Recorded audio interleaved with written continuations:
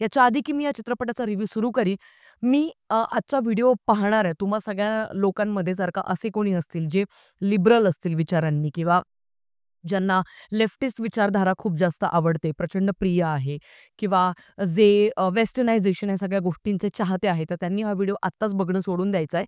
कारण हा व्हिडिओ तुमच्यासाठी नाहीये क्लिअरली.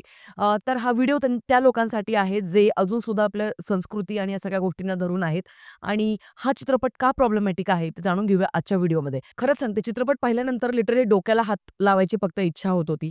प्रचंड इरिटेटिंग असे सगळे कॅरेक्टर्स. एक-एक करून आपण जाणून घेऊया. पण याच्या आधी की मी निगेटिव्ह ॲस्पेक्ट्सकडे जाईन. पॉझिटिव्ह गोष्टी नक्की कुठल्या होत्या या चित्रपटाच्या, मनाचे श्लोक त्या जाणून घेऊया. सगळ्यात पहिली गोष्ट या चित्रपटाच्या सगळ्यात शेवटी एक अख्खा सेगमेंट आहे. तो खरं तर वनर म्हणून त्यांनी दाखवलाय, but it was not a oner of course. मध्ये-मध्ये 1-2 कट्स आपल्याला जाणवतात.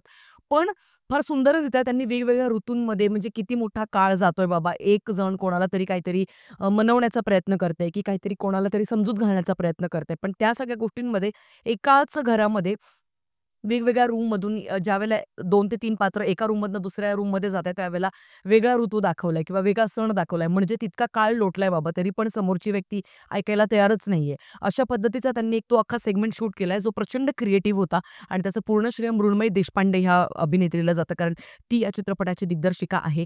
खूपच सुंदर त्यांनी तो अख्खा सेगमेंट शूट केलाय. दुसरा पॉझिटिव्ह पॉइंट या चित्रपटामध्ये तू बोले ना नावाचं एक गाणं आहे, ते सुद्धा खूप सुंदर आहे. तुम्ही वारंवार ऐकाल असं ते गाणं आहे. मला आवडलं. आणि तिसरं आणि शेवटचा प्लस पॉइंट या चित्रपटाचे जे लोकेशन्स आहेत, स्पेशली हिमालय आणि ऋषिकेश आणि त्या एरियातले जितके पण लोकेशन्स आहेत, ते रिअलिस्टिक आहेत आणि छान वाटतात. त्यांना बघून रिफ्रेशिंग तुम्हाला वाटतं आणि तुम्हाला जेन्युइनली असं वाटतं, की हा चित्रपट पाहिल्यानंतर चला आपण काहीतरी ट्रेकिंगचं वगैरे काहीतरी प्लॅन करूया. आता या 2 ते 3 गोष्टी चांगल्या जरी असल्या, तरी हा चित्रपट का प्रॉब्लेमॅटिक आहे, मी असं का म्हटले, पटापट सांगते. सगळ्यात पहिली गोष्ट, या संपूर्ण चित्रपटाची सगळ्यात मोठी प्रॉब्लेमॅटिक बाजू म्हणजे या चित्रपटातले कॅरेक्टर्स, पात्र इतके इरिटेटिंग आणि बावट कॅरेक्टर्स आहेत. तुम्ही रिलेट करायचं तर सोडा, पण तुम्हाला इरिटेट होईल त्यांना बघून पडद्यावरती. म्हणजे एक-एक करून जाणून घेऊया. आता एक मुलगा आहे, एक मुलगी आहे. ओके. मुलीकडचे जे घरचे ते तर महाबावट म्हणजे एक असतात मूर्ख, मग असतात बावळट, मग असतात महाबावट. तर ते महाबावटाचे कॅरेक्टर ते कॅरेक्टरायझेशनचे पुढचे कॅरेक्टर्स त्यांनी लिहिलेले आहेत. For some reason I don't understand का बरं.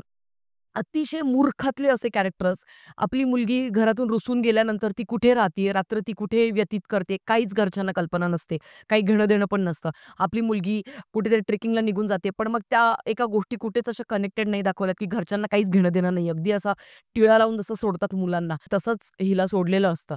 अतिशय मूर्खातले असे आई-वडील असं मी म्हणीन.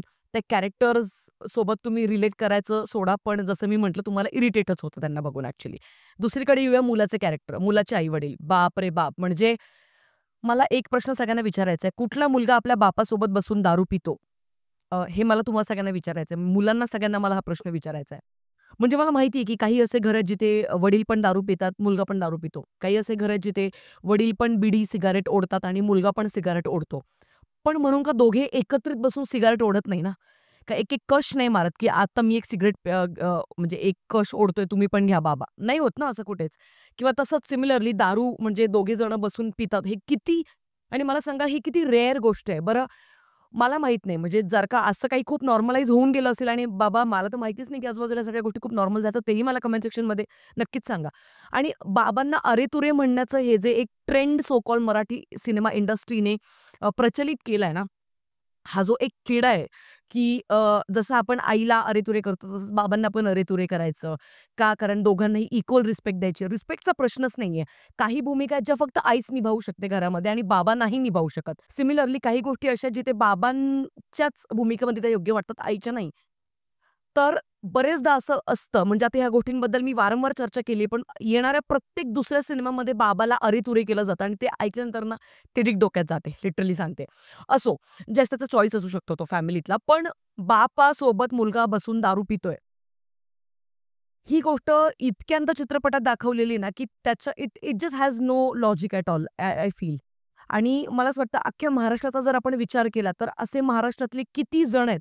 मी पोल ठेवणार आहे, पोल ठेवणार आहे. हा व्हिडिओ अपलोड झाल्यानंतर आपण एक ऑडियन्स पोल ठेवणार आहे. तिथे मी धडधडीत प्रश्न विचारणार आहे, की तुम्ही तुमच्या बापासोबत बसून दारू पिता का? होय आणि नाही 2 ऑप्शन दिले जातील. बघूया. कमेंट सेक्शनमध्ये तुम्ही कळवाच. पण असंही मला पोल ठेवायचा आहे. बऱ्याच जणांची मतं मला जाणून घ्यायची आहेत. असो. मुलाकडचे जे घरचे आहेत, तर ते त्याच्यासाठी मुलगी पाहतायत आणि ऑफकोर्स मुलाचं वय झालंय. बरं त्याचं लग्न का नाही जुळत आहे?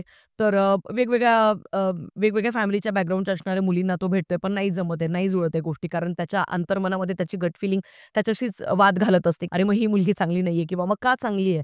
तर जसं आपल्या मनामध्ये जसं मी मागच्या ट्रेलर रिव्ह्यूमध्ये म्हटलं होतं, की कुठली वस्तू घेण्याच्या आधी ना आपल्या मनात असे 2 विचार असतात, चांगलं आणि वाईट किंवा हो आणि नाही. तर आपलं मन असं म्हणत असतं, की "अरे, घे ना, काय फरक पडतो? ₹1000 चा तुला कुर्ता मिळतोय." दुसरं मन असं सांगतं, की "खरंच काहीतरी गरज आहे का? कपाट एकदा इमॅजिन कर, तुझं कपाट उघड. इतके सगळे कुर्ते आहेत तुझ्याकडे, इतके सगळे ड्रेसेस आहेत. आणखीन एका ड्रेसची भर घालायची खरंच आत्ता गरज आहे का? ते ₹1000 कदाचित तू वाचवू शकतेस." हे सिंपल उदाहरण मी तुम्हाला दिलं, पण ही गट फिलिंग असते, जी आपल्यालाच सांगत असतात काही गोष्टी. तर हीच गट फिलिंग त्या मुलाला सांगत असते प्रत्येक मुलीबाबत आणि त्याच्यामुळे तो गोंधळून जातो समटाईम्स आणि तो त्याच्या गट फिलिंगला फॉलो करता त्याचं आता लग्न जुळत नाही. अशा केसमध्ये मग त्याला एका मुलीला बघायला पाठवतात आणि मग त्यावेळेला अजून एक बावट गोष्ट आपल्याला दाखवली आहे. आता तुम्ही एका मुलीला भेटायला गेलात एका मॉलमध्ये, ओके. आणि ती निघते काहीतरी ते इन्शुरन्स पॉलिसी विकणारी कुठचीतरी मुलगी असते ती. तर ती येते पुढे आणि म्हणजे ती मृण्मयी देशपांडेचीच बहीण आहे ॲक्चुअली. तर ती येते पुढे आणि मग ती म्हणते, की "अरे, मी असं-असं ना इन्शुरन्सचं वगैरे पण करते, तर तुम्ही पटापट सह्या करा." आणि हा सही करतो. तद्दन मूर्ख माणूस, म्हणजे तद्दन बावळट मुलगा, की जो सही पण करतो. म्हणजे तुम्ही असंच कोणाला तरी भेटायला जाताय आणि तो माणूस तुम्हाला म्हणतो लग्नासाठी जाताय भेटायला, ओके. आणि ती व्यक्ती तुम्हाला असं सांगते, की "अरे, इथे-इथे अशी सही कर, इन्शुरन्स पण मी लग्नानंतरचा पण विचार करून ठेवलाय."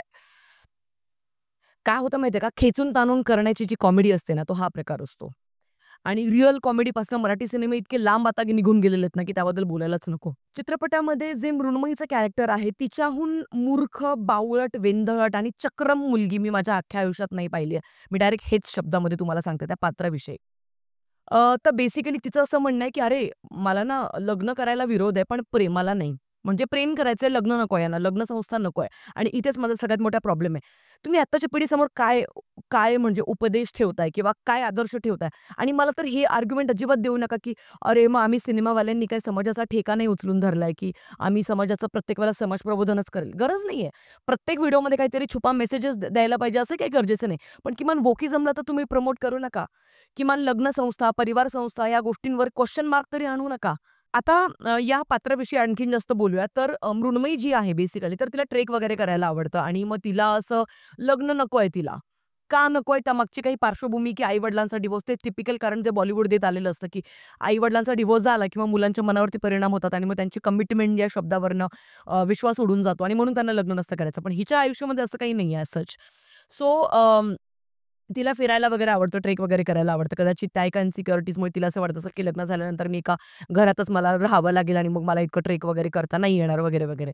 बरं ह्या सगळ्या भीती वेगळ्या आहेत. तर तिने दाखवल्या असत्या तरी काही प्रॉब्लेम नव्हता. पण ती तिच्या घरात जरासं काही भांडण झालं का, किरकोळ काही वाजलं किंवा काय, तर ती असा टूथब्रश उचलते, केसात माळते आणि निघून जाते सायकलवरती मित्राच्या घरी राहण्यासाठी.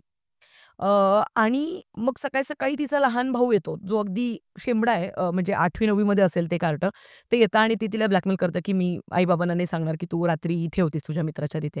आणि इथपर्यंत सुद्धा प्रॉब्लेमॅटिक गोष्टी होत्या. पण आता तिची अशी अपेक्षा तिच्या होणाऱ्या नवऱ्याकडनं, की "ऐक ना, उद्या जाऊन आपलं जर का भांडण झालं, तर मी असंच ब्रश घेऊन माझ्या मित्राकडे ह्याच्याकडे राहायला आले तर तुला चालेल ना?" कुठल्या नवऱ्याला असं चालणार आहे? मला हे परत एकदा सगळ्या महाराष्ट्रातल्या मुलांनी मी म्हटलं ना, आजचा व्हिडिओ फारच इरिटेटिंग तुम्हाला साउंड होत असेल, कारण चित्रपट तेवढा इरिटेटिंग होता. कुठल्या जगातल्या नवऱ्याला हे चालेल मला सांगा, की माझी बायको माझ्याशी वाजल्यानंतर डायरेक्ट मित्राच्या घरी राहायला जातीये, डायरेक्ट. मग हा वेंधळटपणा जर तुम्हाला करायचं म्हणून तुम्हाला लग्न नको आहे. मग ही जी हुल्लडबाजी आहे किंवा हा जो हुल्लडपणा आहे, ह्याच्यात तुम्हाला अख्खं आयुष्य जगायचंय कुठपर्यंत?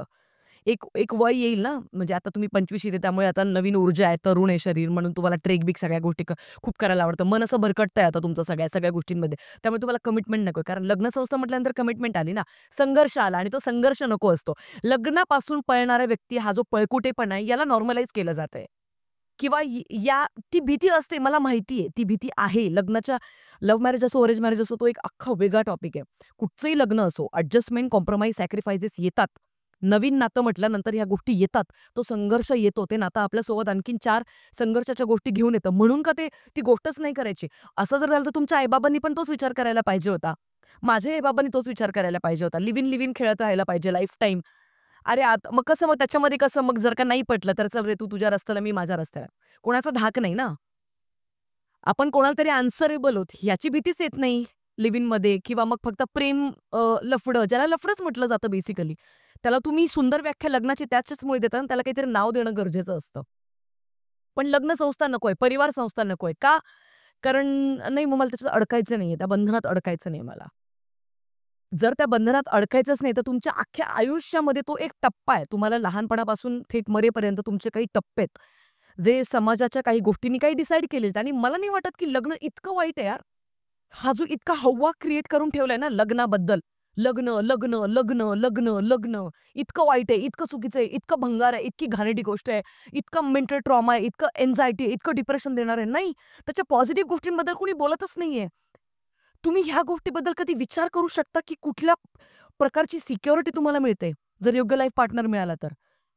कुठल्या सुंदर लेव्हलची स्टेबिलिटी तुम्हाला मिळते, की बाहेर तुम्ही जगासोबत लढून घरी ज्यावेळेला येतात ना, तेव्हा तुम्हाला कुणीतरी असतं, की जे तुम्हाला समजून घेणार आहे. अगेन याच्यामध्ये दुमत असू शकतात, की अरे मग त्यासाठी चांगला लाईफ पार्टनर मिळायला हवा. हो, ही तुम्ही आर्ग्युमेंट देऊ शकता, की जोपर्यंत चांगला माणूस मिळत नाही, तोपर्यंत तरी मी लग्नाचा विचार नाही करणार. आणि चांगली माणसं नाहीच आहेत का? आता मला माझ्या आयुष्यात भाऊ आहे, वडील आहेत, माझा नवरा आहे, माझा मित्र आहे. हे 4 पुरुषांचा जर का मी विचार करते, यार हे चांगले माणसं आहेत. मग चांगले पुरुषच नाही समाजामध्ये, हे का बरं तुम्ही एक व्याख्या अशी बनवताय? I don't understand, this whole argument is baseless. मग याचा अर्थ मग तुम्ही नाही, मग समाज चांगला नाही, लोकं चांगले नाही, मग मित्र पण नका बनवू. मग मित्र का बनवतात तुम्ही? तुमचे मित्र कधी-कधी नासके निघतातच ना. तुम्हाला दारूसाठी बोलावतील, तुम्हाला व्यसनी बनवतील. मग म्हणून का तुम्ही मित्रच नाही बनवत आयुष्यामध्ये? ह्याला काय लॉजिक आहे? आणि तुमच्या आई-बाबांनी जर का त्या दिवशी लग्नाचा विचार नसता केला, लिव्ह इनमध्ये राहिले असते, तुम्ही आज समाजामध्ये मान वर करून जगू शकले असता का? काही गोष्टी समाजाने बनवलेल्या आहेत, त्या म्हणजे सगळ्याच चुकीच्या. सगळंच चुकीचं, लग्नच चुकीचं. बरं, आणि हां, या दोघांना प्रॉब्लेम काय माहिती का? म्हणजे या चित्रपटातल्या 2 कॅरेक्टर्सला, लग्नाच्या आधी जी काही तयारी सुरू आहे ना आपली, आता साड्या घ्यायच्या किंवा मग पाहुण्यांना बोलवायचं. एकाकडे 800 पाहुणे झाले, एकाकडे 1200 झाले. आता मी तुम्हाला हे सांगते, की ह्या गोष्टीवरनं तुम्ही तुमच्या आई भांडू शकता, की काय गरज आहे पप्पा एवढ्या सगळ्या लोकांना बोलवायची? काय गरज आहे आई एवढ्या सगळ्या लोकांना बोलवायची? आपण लिमिटेड लोकांना बोलूया. हे आर्ग्युमेंट तुम्ही देऊ शकता रे. पण म्हणून का 800 लोकं झाले, 1200 लोकं झाले, चल मग लग्नच नको करूया. डायरेक्ट पळून जाऊ आणि मग राहू कुठेतरी आपल्या बिना लग्नाचे. सिरियसली? ह्याचा एंड काय? अंत काय? आत्ता असं ना पायाजवळचं बघून नसतो विचार करायचा. आत्ता, आत्ता, आत्ता मनाला काय सुख पाहिजे ना, त्याचा नसतो विचार करायचा. पुढचा विचार करायचा असतो. परत इथे त्यांचा ह्या वोक लोकांचा आर्ग्युमेंट काय असतं, "अरे कल किसने देखा है?" हां, म्हणजे मग हुल्लडबाजीसारखं कुत्र्यांगत आयुष्य जगायचं. कुत्रं कसं रस्त्यात कोणी पण मैत्रीण करतात आणि मग पुढचं सांगायची गरज नाही. त्यांच्यात आणि आपल्यात फरक आहे. The whole argument on wedding or on marriage, I am telling you guys, this is totally a nonsense stand and totally a baseless thing. हे हे बॉलिवूडकडनं येणाऱ्या प्रत्येक तिसऱ्या फिल्ममध्ये तुम्ही बघा. लग्नाबद्दल इतकी अँक्झायटी अशी या जेन झी आणि या तरुण लोकांच्या मनात अशी भरून-भरून ठेवली ना. मी एक असा सिनेमा मला सांगा ज्याच्यामध्ये लग्न या एका गोष्टीला सेलिब्रेट केलेलं असेल. परिवार संस्था, लग्न संस्था ह्या गोष्टीला सेलिब्रेट केलेलं असेल. नाही सापडणार तुम्हाला. रेअरली सापडतील, रेअरली. तो पण एखादा ट्रेडिशनल विचार करणाऱ्या माणसाने कुठचा चित्रपट लिहिला आणि बनवला असेल तर सापडेल तुम्हाला. लिटरली सांगते, मला सिनेमा इतका प्रॉब्लेमॅटिक वाटला आणि इथून पुढचा प्रत्येक मराठी सिनेमा ज्याच्यामध्ये वोकिझम असेल आणि लग्न संस्था, परिवार संस्था याच्यापासून नवीन पिढीला जर का तोडण्याचा तुमचा उपक्रम असेल, तर त्याबद्दल आवाज उचलला जाईल. तुम्हाला पटत असेल किंवा न पटत असेल, तो तुमचा प्रश्न आहे. मला हा चित्रपट नाही पटलाय. मी या चित्रपटाला देईन 1 स्टार आउट ऑफ 5.